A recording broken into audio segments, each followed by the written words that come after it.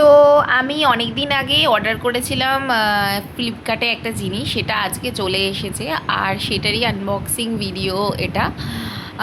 আমার ফ্রিজে শাকসবজিগুলো রাখতে খুবই অসুবিধা হতো, মানে একটার উপরে একটা। মাঝে মাঝে তো আমি তাড়াহুড়োর মধ্যে কোনো সবজি যদি নিচে পড়ে নিচে থাকতো, সেটা আমি মানে দেখতেই পেতাম না।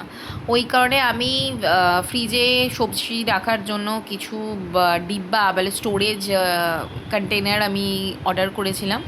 সেটা আজকে চলে এসেছে। কোয়ালিটি ওয়াইজ খুব একটা খারাপ না, ভালোই এসেছে। আর ডাব্বাটা যখন আমি ফ্লিপকার্টে দেখেছিলাম তখন একটু দেখে মনে হচ্ছিলো সাইজটা বড়। বাট এখানে যখন আমি সামনে থেকে দেখলাম তখন মনে হলো না খুব একটা, মানে খুব একটা বড়, বাট তাও ঠিক আছে। আমি আর রিটার্ন করিনি, তো এটাই রেখে দিয়েছি আমি। ভালোই এসছে ডাব্বাগুলো। তোমাদেরকে দেখো, তোমাদের যদি লাগে তোমরাও ইউজ করতে পারো এটা।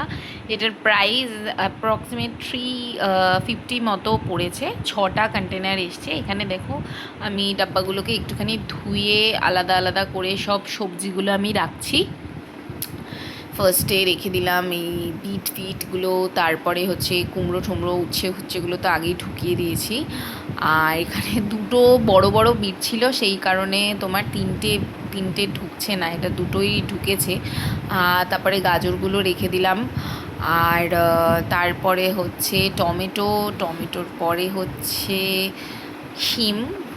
মোটামুটি ঠিকঠাকই ছিল বাক্সগুলো, তবে হ্যাঁ কিছু বড় না। অবশ্য বেশি বড় হলে ফ্রিজের ভেতরে রাখতেও সমস্যা হতো, সেই জন্য ঠিকই আছে। এই যে দেখো, সবগুলো সবজি ভরে নিয়ে তারপরে এটা হচ্ছে ফ্রিজে যে সবজি রাখার যে আলাদা স্পেসটা থাকে, ওইখানে আমি এটা ঢুকিয়েছি, রেখে দিয়েছি। তারপরে দেখো বন্ধ করে দিলাম।